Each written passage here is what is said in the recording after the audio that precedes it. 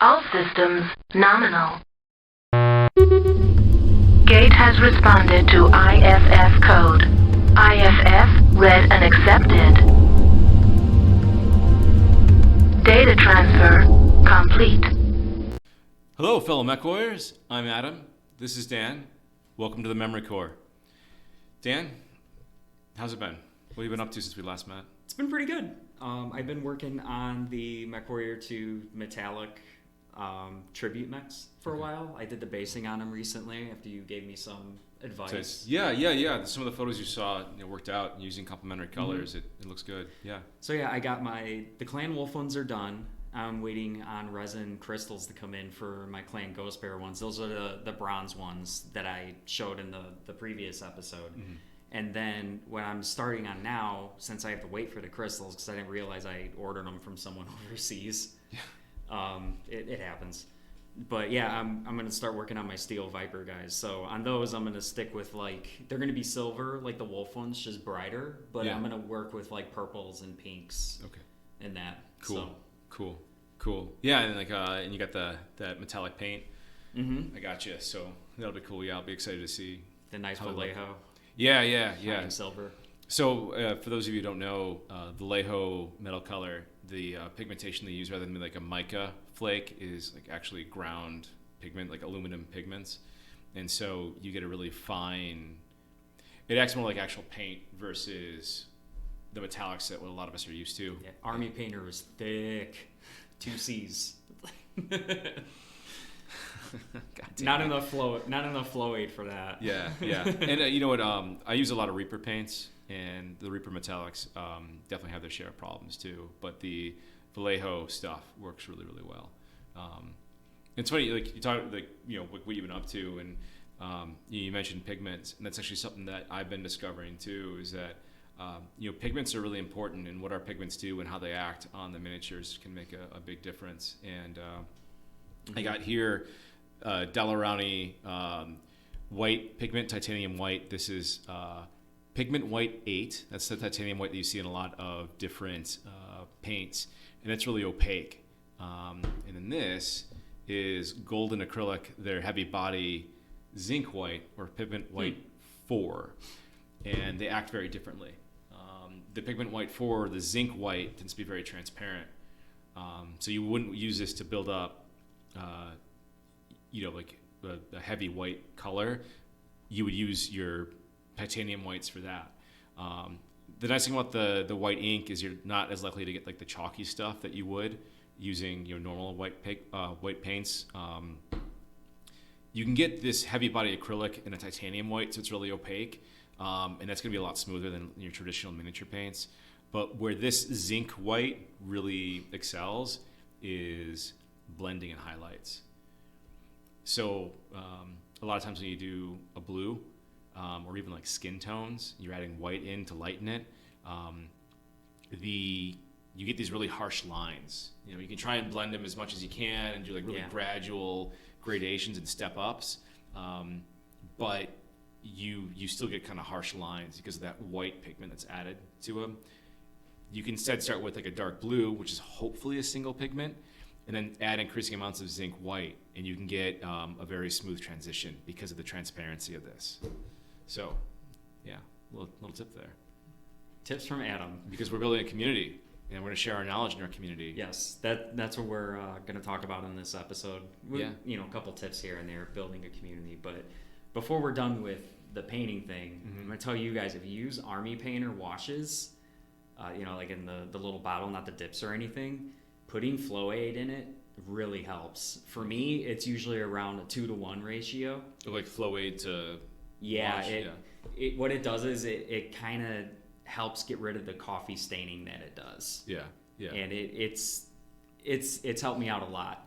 Because what I like to do is I use the Army, I'll use a light color and I'll go over it with the wash. The coffee staining doesn't bother me there for the initial coat because I want it to be as dark or whatever I'm going for as possible. Mm-hmm. But after the fact, you don't want that staining. You go back over it again. Yeah.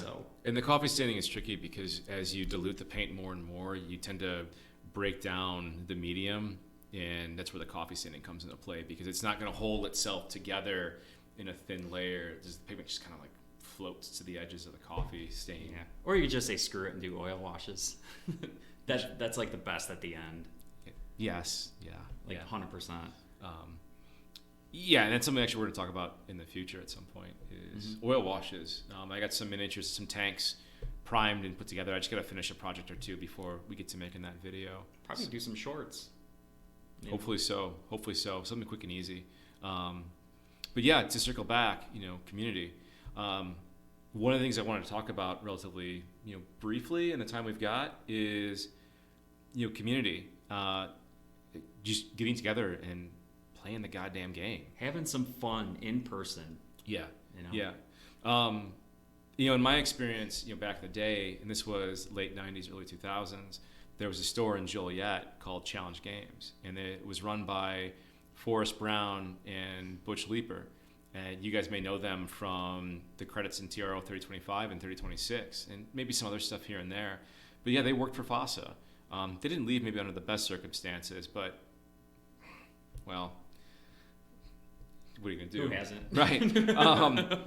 But what they had done is when they had Challenge Games, it was a massive game store, and it had probably a dozen or so, like 4x8 tables for terrain. I remember I walked into that store like on the tail end when they were going to demolish that mall. And it was Montgomery Ward used to be in there. Like, that's how old this mall is. Yeah.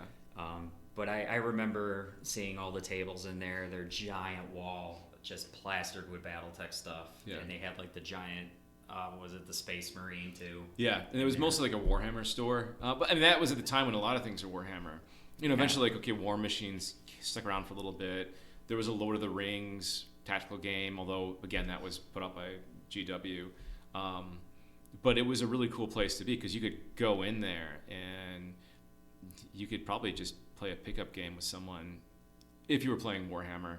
That was sort of at the point when BattleTech was on its way out in terms of popularity. Yeah, I remember they just set up a Dark Age display. I think that was what had the throwback to our second episode, the Tarkus tank. Oh, yeah. The Dark Age kind of ended up being a little bit of a revival because it was that sort of clicks game. It was really easy to pick up. And that, in retrospect at the time, I think a lot of us were really pissed off to see what BattleTech had become with Dark Age. But it did kind of put some wind in the IP's sails, so to speak, because people were interested in it again. There were a lot of emotions just because it was post-lawsuit and, the property was getting split up in so many different places. So it was a bit of a mess, but yeah, being able to walk into a store and play a game with a lot of people was a great feeling. And while I didn't play Warhammer, there were a couple people that I did play BattleTech with there. Although it involved a little bit more like prep work and like, okay, do you want to meet on this day? How big do you want to make your force? So it was a bit of a different, different time. Yeah, different atmosphere, different milieu. But it's one of those things like it's nice to be able to walk into a store and then there's loads of people playing. Even if you don't play the game, at least maybe you're just like chatting, for like a good half hour and just about stuff. And so how do you get there? How do you make that happen? And that's tough. Well, the first thing is, I noticed that when we could talk about our game recently in a little bit at Wandering Dragon in Plainfield. Mm-hmm. But I think the nice thing is that presentation is another big thing when it comes to building a community from a game store. Because if you walk in, for example, like they had that wall of BattleTech stuff, like you could walk past. Yeah. All it takes is someone to walk in there, like they want to get in the game. They're going there to pick something up because they know it's there. But then if they see people playing at the table, it could go two ways. Like they could walk over and be like, hey, you guys are playing this. Can I check it out? Or like you would see the person and be like, hey, you want to see how this game works? We're doing a nice, quick, casual game. Yeah. Yeah. So presentation like that is a really big thing. Yeah. It definitely speaks to, I think, one of the problems, though, that maybe a lot of people are experiencing. And obviously you got to be there. You got to be playing the game. You got to put in a lot of work at the start. Starting anything, it may not be very easy, but you got to have a place to play the game. And if you can have a place to play the game and you can show up, that's the easiest part. But the 2000s and the early 2010s was kind of a rough time for wargaming. And you'll see, like, there's YouTube channels, for example, Little Wars TV, that does a lot of historical gaming, and they'll show you like terrain building and all that stuff, which oddly enough, and actually pretty cool, is in a lot of these old BattleTech rule books. Like, how thick do you make the hills for the different levels? Yeah. What materials do you use? But they actually created their own club at Little Wars TV. Like, they have a space that they got rented out, that they've renovated, a place to store all their terrain, all their game boards. That's still pretty hard. And the question is, do you make or rent out a space to make that happen, and where does that money come from? You know, Wandering Dragon had these tables you could rent out. It was like $20 for a set of like folding tables in a common area, which is fine when there's not a lot of people. Yeah. But they also had rooms that you could rent out for a couple hours, but it was not a small amount of money, so hopefully everyone's kind of contributing. So that's kind of on the tricky side, but you got to have a place to play, and that might involve going up to the guys who run your local store and asking them, can we make a space for this? I don't know how easy it's going to be, you know? Well, popularity of the game is another thing that would, contribute to that. Yeah. You know? I mean, ideally, we say with what they do at Little Wars TV is that they don't just play one game system, They have basically a bunch of scenarios from different companies, and that's different for us. Ideally, the space needs to be multi-use so that you can do different scale combat. Maybe you have different size terrain, a place you can store that terrain, maybe underneath the table. But you got to have a space to play first. And then once you have the space to play, you got to put the work into it. To go terrain or not to go terrain. Right. It's hard. Yeah, and maybe you just need a place a table that you can put down map sheets. But you got to show up to make it work. Yeah. Well, the promising thing, with Gen Con and that, the Alpha Strike box with the, what is it? You get like actual terrain pieces in it. Like, granted, it's not like railroading terrain or anything, but like they're nice little punch out cardboard things. Yeah. And another thing that would be really good is that I know they're doing it with like buildings and trees. Mm-hmm. They should find a way to do that with terrain features, because having flat cardboard things like that you can set up, very easy to transport, mm-hmm. very light, and combined with things like their battle mats and like mm-hmm. the new aesthetic that these beautiful maps have. Mm-hmm. Having like 3D features on there would really help make them pop, and it would give the game almost this unique feel where it's kind of like half of a board game, but also half of like a terrain kind of game, Yeah. Well, and a lot of... Because line of sight in BattleTech's kind of wonky. It can honestly. be. Well, it's what's nice about playing on 3D terrain. It's definitely a different experience. Obviously having map sheets is great for a lot of variety, but there is something really special about playing on an actual terrain board, Mm-hmm. with scatter terrain that you've set up and stuff that you've made. But that visual impact is great because people walk by and they say, "Oh, what's that? I want to join that. I want to play that." But you have to kind of keep showing up, and it is a little exhausting about building that community. But hopefully, if you're doing it enough, the goal is to get it self-sustaining, so that, say, Dan and I get working on making this community in our area, so the Joliet, Shorewood, Plainfield, Crest Hill area, and we get people on board. We try and invite people. We set the stage and the example for what the community's like, how we treat each other.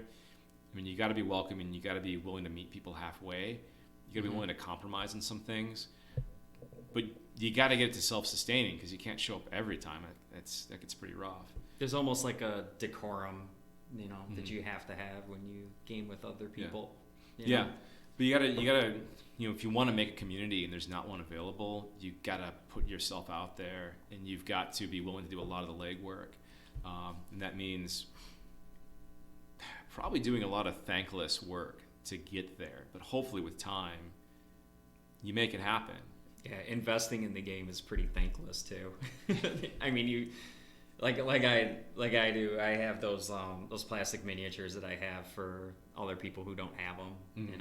Which we used in our little group we had for a couple years. My Cheeto finger mechs.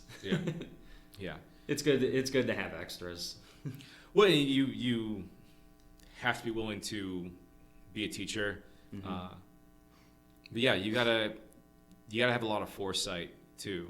So what's nice about now is that you have the internet. So in theory, it's easier to meet people, but it's still kind of tough. Especially in a post-pandemic world. Well, kind of post, but it's really hard. Yeah. There's not a lot of motivation to do things like this right now. A lot of people will say, oh, well, whatever, I'm not scared of the pandemic. Why you got to be afraid of it? But I think everyone really was affected by it, even if they pretend that they weren't. Yeah. But yeah, so you got to have a place to play, which maybe means going to the store and maybe asking them what they can do. When can you play? Do they have a table available? Because you don't want to just invite a bunch of strangers over to your house either and play in your basement unless you start to know them pretty well. It's not going to be, right away. I mean, I know for me, I'm barely comfortable letting Dan into my house, let alone a bunch of strangers. I don't blame you. I'm barely comfortable in my own house. Yeah. So maybe it doesn't start with a terrain board, but maybe eventually you can get there. But you've got to have a place to play. You've got to make the effort. You've got to meet up. You've got to put up flyers, and maybe it only starts with one person. And again, they mentioned that at Little Wars TV. They mentioned that at was it Miniature Minions, something like that. The guy there. Well, even Battlebound has done videos. So building a community too. It takes time. And I know.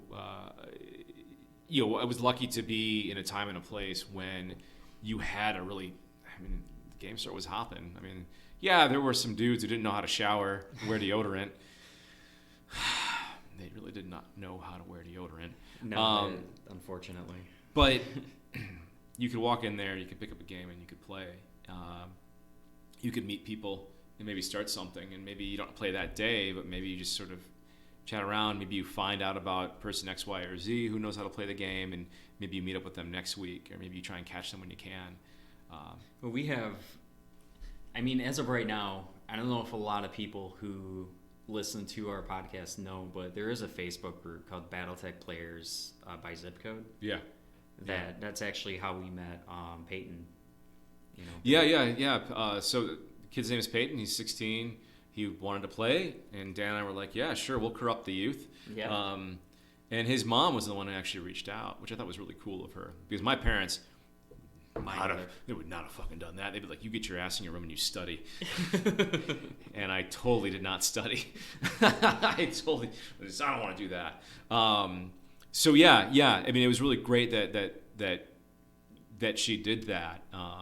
And hopefully we'll play in August at some point. Mm-hmm. But yeah, you've got to be willing to accommodate people and meet them maybe where they're at. And maybe that means you play in an area you don't normally play, or maybe it means you are willing to lose, just sort of stack it so you're introducing them to the game and play in a way you normally wouldn't. Yeah. What was the process that you went through for building the game that we had? Because I know you were touching on the standard for battle value a couple episodes ago too. Yeah.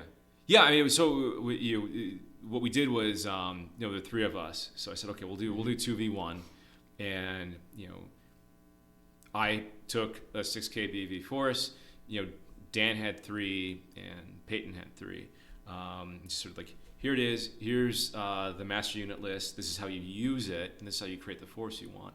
You don't have to use a miniature. You don't have to take a mech that you don't have a miniature for. That's cool. But here are the tips or things that you need to think about when crafting a force, and how it should go down, and that makes it really easy. Having an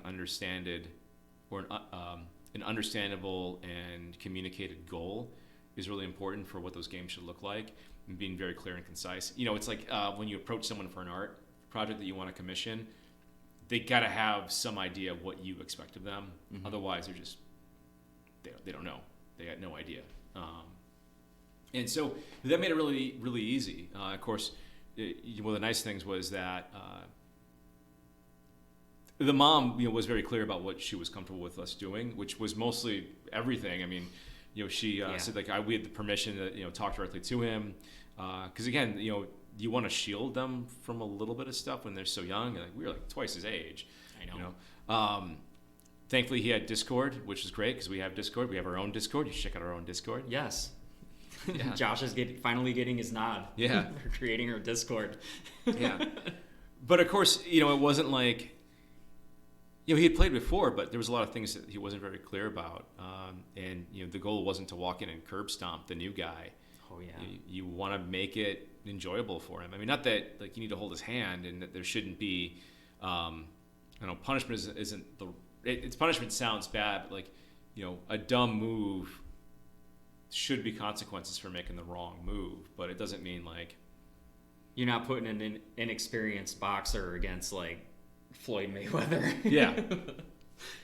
Yeah. Case in point, that's why you were on your own side, and it was probably better that I teamed with him because you're definitely a lot better and more fluent with the game than I am. I mean, yes and no. I mean, every once in a while there's a rule you forget, and being understanding about that, understanding that. But yeah, it's you've got to work at it, and eventually, hopefully, at some point, like the new guy is going to know a person he knows, or you're going to find somebody else that's going to want to come along with. And then with time and effort, hopefully it becomes self-sustaining. You don't need to be there. We're hoping we could sucker his dad back into the game. Yeah, he was saying his dad was an old school fan too. Yeah, introduce him to it. Yeah, he was going through some of his old books. Yeah. I mean, the nice thing about BattleTech is you don't need a lot of resources to get into the game. Mm-hmm. I think because we over time develop a pretty large collection just naturally. You don't need that many miniatures to play the game, or that many resources. You're willing to be like, well, cool. If you want to learn how to play, I've got X, Y, Z. We'll put it together. We'll make it happen. Whereas Warhammer or historical war games or other IPs involve having loads of miniatures, and how often are you going to have a spare Warhammer army to play with? I know. The beautiful thing is, like, another thing I did that I didn't talk about in the beginning was I actually purchased that reinforcements box. Mm-hmm. I'm not sure if anyone knows about it. I recommended it to Catalyst for the Kickstarter, and they said they were going to do it, but somehow I didn't get the memo, and they made an actual reinforcements box, kind of like the old school ones. Oh yeah, it was all the from the Game of Armor Combat, right? Yeah. But the cool thing about this box is it actually comes with a unique double-sided map, and it's like 2 maps big. For what was it? One of them, I think it was a map related to Takayad, and then the other one was, oh my god, what was the one where Kai blew his mech up to take out? The Great Gash. The Great Gash, yeah. Yeah, Twycross. That was the other one. Oh, nice. I'll have to check that one out. And there's some like terrain stuff with it, and rules on like the tornadoes that were like the sand tornadoes. Yeah, I'll have to check that one out. I think you mentioned that to me, but I don't remember actually seeing it. I know. It completely just blew over my head. But that's what I'm saying. Like, they're just little cardboard standees. You don't need the actual miniatures to play. Yeah. I mean, and we're in an era now where you can get BattleTech products really easily. That's really, really nice because it used to not be like that. Yeah, you guys are spoiled. Yeah. And I mean, it's one of those things. It's one of the reasons why I am so defensive about Ironwood Metals, because for a long time it was really difficult to get BattleTech books, and the one thing that was consistent was Iron Wind. You could get the miniatures to play the game. Well, not a lot of people still don't know about the resculpts for the Omnimex, the original 16 Omnimex. That was it Chris Lewis that did it? Yeah, he did it all in CAD. Yeah, they were beautiful. Yeah, And one of the things I've been working on is converting a Hellbringer to Hellbringer B, because I want to paint it up like the Chris Lewis. The Jeff Laubenstein CCG card. So using the Chris Lewis models from the OmniMech gallery up on the BattleTech website, using that to make the Hellbringer B. So I don't know if you can hear my cat. Yep. He's looking. He's upset. He can't join the party. Yeah. He's just gonna knock everything over. But yeah, it was nice back in a time and a day when there were those places and spaces to go to. It's different now. It feels like they're trying to come back, but there's not really stores like superly dedicated to it. Magic, Pokemon, that's easy, right? Because you just need a card table. It's much different now with wargaming. And it does involve money. It does involve time and investment, but it doesn't involve nearly as much of investment as like you're into fishing and you got a bunch of expensive poles, or you want to all those tools you got for woodworking. Yeah, or you want to rebuild classic cars or something. So it does involve a little bit of time and money, but BattleTech's forgiving with that. It is. Yeah, a hardcore collector like we are. Yeah, I mean, if you can find a place to play, that's probably the first place to start. That's the first step, is finding that place to play and making it happen. Maybe it's even renting out a room in a library and advertising a gaming club. Yeah, libraries do that. You could probably even reach out to whoever the youth librarian is, because a lot of times, at least at the Joliet Public Library, they have youth programs where they would do things like that. I used to actually work for the Joliet Public Library, the downtown one. Yeah. And one of the things I did want to do was like side-by-side speed running with like old NES games, I think they had a youth D&D group for a little bit. I ended up leaving before I could start like a BattleTech thing like I wanted to, because there were a couple kids interested. But man, we did like overnight lockdowns, or we did paranormal investigating, because that building's super old. Yeah. So there's a lot of stuff you can do with libraries. I don't think libraries get a lot of credit that they deserve. It's one of my passionate subjects because I used to work for them. So it's definitely an option. Like you can find a place to play. I suppose it doesn't have to be a game store, although the game store seems to be the most natural one. But you know what? Speaking of natural stuff, you know what else is natural, Dan? What's natural, Adam? The products and services that support this podcast. Brought to you by Quicksilve. What's Quicksilve been up to? Running a mercenary unit can be hard. Losing mechs, mech warriors, dealing with ongoing expenses. It could be quite the headache. That's why our sponsor, Quicksilve Company, has a deal for you. Right now, Quicksilve is offering half off on all Hetzers. That's right, half off! That's a huge deal on a great combat vehicle. Got a dispossessed mech warrior who knows how to drive? Get him or her a Hetzer. Need a quick solution for a rebel uprising? Hetzer! Trying to find that perfect gift for someone you love? Hetzer! Heck, do you need something to get you to and from work on time? Well, it won't be a Hetzer, but you could blow up that building. And Kerensky forbid there's any annoying traffic. So pick up that personal communicator and give Quicksilve a call. Tell them the Memory Core sent you.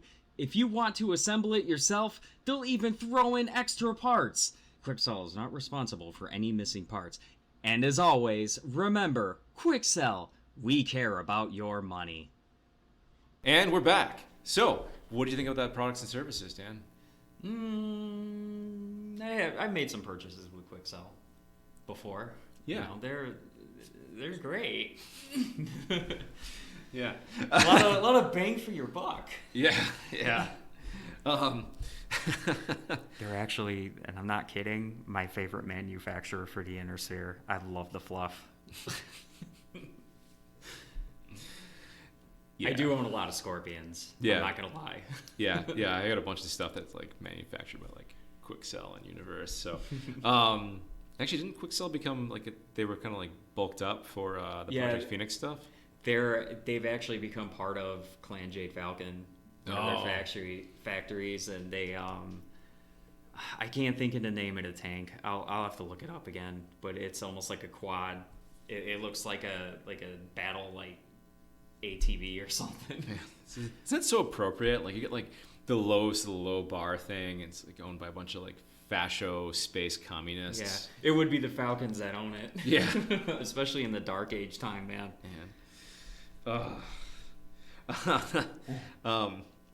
So libraries, other public spaces that you can rent out, maybe even like a rec room in a university. I mean, it's tough. Like, what do you do?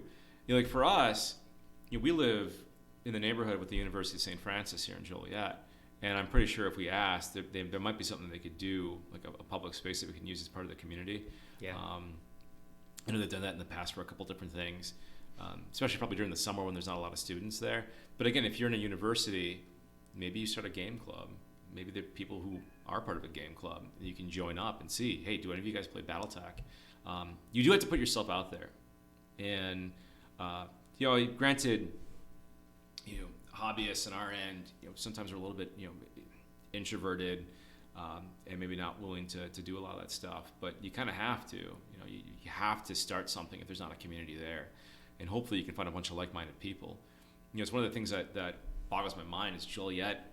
The Joliet metro area is so big. I mean, it's like, oh yeah, well, we're right by Chicago. Like, where's Joliet? Oh, we're just outside Chicago, and that's kind of what it gets known for. That and the Blues Brothers, right? Yep. But it's so big that the fact that there isn't a game store that can support this anymore is baffling, which means there's probably a lot of other people that are willing to get on board. You just got to make it happen, and it's got to start with someone somewhere. You think we could get a game in the old Joliet prison? There's probably a lot of lead-based paint in the old Joliet prison. Hey, lead minis. Why not? Yeah. We're already used to it. Yeah. We got enough brain damage. Anyway. So yeah. You have to find a place to play. You've got to put the work in. You've got to put the effort in. You got to kind of grind away at it, and hopefully you can get there. Yeah. It was a good game we played too. It was. Well, no, it wasn't. It was a good game for me. It worked out for Peyton. He liked it. Really quick, I'm gonna pull up my calculator here. So Dan has done this twice in a row in 2 games. He's done it. It was the opening of the last game he played where he nailed my Hunchback, and did it again where he nailed my Victor with my elite pilot, tanking 1/3 of the battle value I took. So he rolled boxcars twice in a row with a PPC, head capped me. Didn't take away all the internals, just broke through the armor, rolled for criticals, boxcar again, blowing off the head. That is, taking 36 and squaring it, a 1 in 1,296 chance. He did it.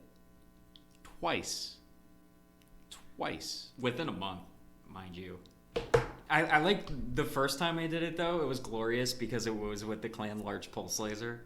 So that was like really taking salt and rubbing it in the wound. But yeah, the second time with the OS, it was the OS with the dual PPCs.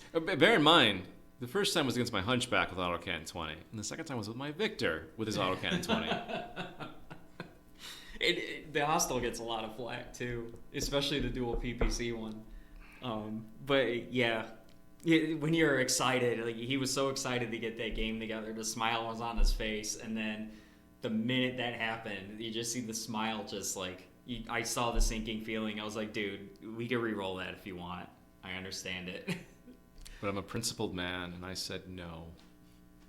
I was this close to being like, fuck it, start over again, all the way from the beginning. It was round 2. Which is when most combat rounds happen, like the second or third round, because you're moving to get into position, It was good for me. It sucks when it happens to you, though. Yes. Anywho. Yeah. So, before we close it out, I did want to take a moment to ask you guys, what's community like for you? Where is your game space? Is it a friendly local game store? Is it a library? Is it a rec center? Is it your house? Yeah, is it at your friend's basement or something? What does meetups look like? How many games do you play? Are you BattleTech specialists, or do you just play anything that catches your eye? Alpha Strike, doesn't matter. Yeah. Succession Wars. Is it your is it your D&D group? How did you get there? What does your community look like? Where do you play? How did you get there? How easy did you find it to be to bring in new people? When I started playing Pathfinder with friends up in Chicago, it was a friend from college. We used to headbang to the Sword at parties. We'd get drunk and we would put on the Sword and crank it up, good times. And when I got back from vet school, he was like, hey, do you want to join us? My girlfriend's brother wants to dungeon master a D&D game, which ended up being Pathfinder. And do you want to join? And I was like, hell yeah. I'll even paint the miniatures for it. And that's been something that's kind of, fits and starts, but, it grew organically over time, and then it shrank, and then it grew, and then it shrank. But it's been self-sustaining. Like, we still play. And so you kind of know somebody that you invite along that may be open to it, and you see. And if it doesn't work out, it's frustrating, but don't get discouraged. It just didn't work out, and that's okay. You just find somebody else. Man, I was in a BattleTech rut. Like, I wasn't doing anything until Adam, you messaged me on the BattleTech forums. Yeah. I just ended up, I forgot what thread it was in. I was participating in something for a little bit, and you were like, hold up, you live in Joliet? Yeah. And it was all downhill from there. Yeah. Well, that's the thing too, is the the official BattleTech forum kind of gets a lot of slack. It's maybe not as active as it could be, which is a bit of a shame, because it doesn't have the it's not the social media dumpster fire that like Facebook is. Yeah. Granted, Twitter doesn't really have the same feeling as, say, like Facebook. And there used to be a lot more BattleTech fora available, but they've kind of died out. They've disappeared. But the official forum is still a really good place to go and meet people, and hopefully you can connect with people in your area. I know there's Fraggle. He's So I know we've been talking about trying to get to meet up with him. On radio. Yeah. So hopefully we can do a get together and just maybe just meet up for like a beer or food, and then plan a game out after that. You got to put yourself out there, and you got to kind of chip away at it. But yeah, I'm interested to see what is it like for you guys. Put it down in the comments. What does it look like? What did it look like? What do you want it to look like? What would you hope for? Yeah, I mean, we could sit here and talk about it all day, but like, we can't be the end-all be-all for advice. I mean, everybody has a different experience based on where they live, Yeah. So I would like to see some participation in our comment section. Maybe we'll actually read it this time. I'm just kidding. We do read our comments. Well, we don't get a lot of comments, so it's easy to keep track of it. It is, for now. I will try my best. So yeah, guys, that was our video on community. I hope it helped to answer some questions. I think, unfortunately, a lot of it is common sense. There's just no way to cheat it, and maybe you just need to hear. You can't cheat it. You got to put the effort in. We're all good dudes who want to play good games, man. Yeah. Let's get some more ladies in this too. Come on. Well, that's the thing too. BattleTech is a bit of a sausage fest. A lot of historical wargaming is a bit of a sausage fest, and they actually discussed that in Little Wars TV. They did a vid on that. And the funny thing is, like, I don't actually play a lot of historical wargaming. It's just the algorithm kind of pointing me in that direction. I mean, I would love to do some of that stuff. It's just, again, time and investment. Who am I going to play with? Especially, am I going to find the miniatures I want? Because one of the things about BattleTech is that they're not too worried about WYSIWYG. What you see is what you get. Yeah. People throw crap at Warhammer for that. And, I mean, maybe rightly so, but at the same time, historical wargaming has always been kind of WYSIWYG. Like, you got to get, like, 5 books to figure out how to paint your miniatures. You maybe have to do a little bit of modification to give them the weapons you want so that everyone understands what they're looking at on the field.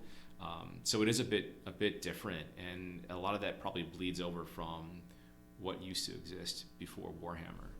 That would go a long way towards your community building, man. I mean, you could put a quarter on the table as long as you know what it is. Any BattleTech person would be fine. The exception, I guess, would be Alpha Strike, because you kind of need if you're playing with terrain, a miniature or something for scale. Yeah, but you can use a chess Xbox for that even. Yeah, I mean, one of the things about playing with 3D terrain is that how you position your mech and how you obscure it affects what can actually be targeted. It used to be way back in the day, actually in this compendium, did they change it for Master Rules, or did they change it for Total Warfare? And what I mean by that is, like, partial cover. It used to be that it was like a +3 to hit with partial cover, but if your legs are hidden, but then you roll on the punch location table.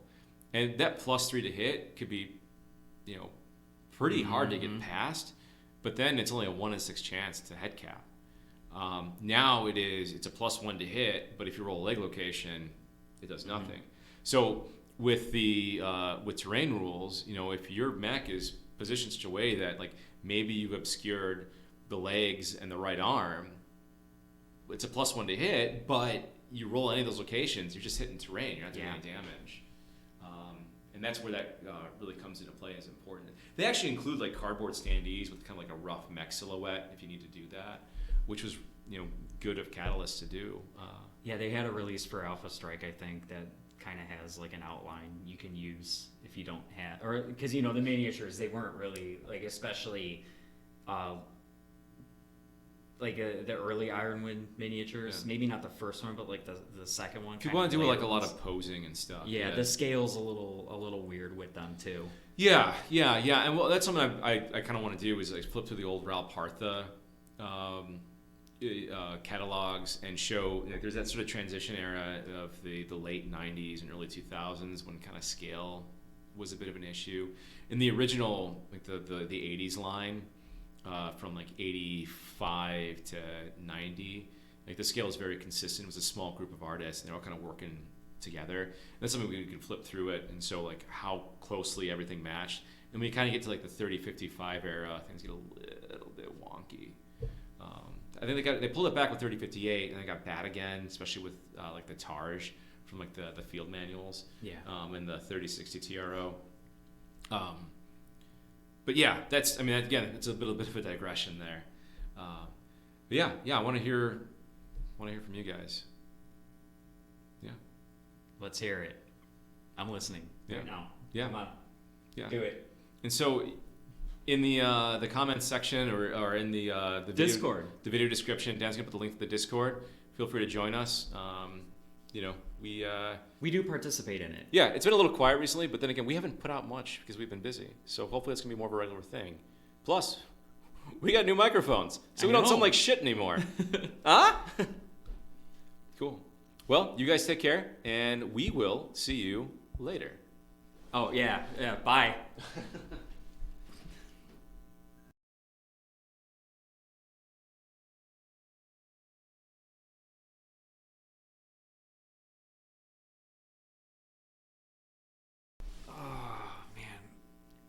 So They went pretty good. yeah, do you want to talk about the Pardo thing? Oh man, do we have to? Yeah, you're right. Fuck it. Yeah, Fuck 'em. fuck 'em. Fuck 'em. Fuck 'em. Not worth it.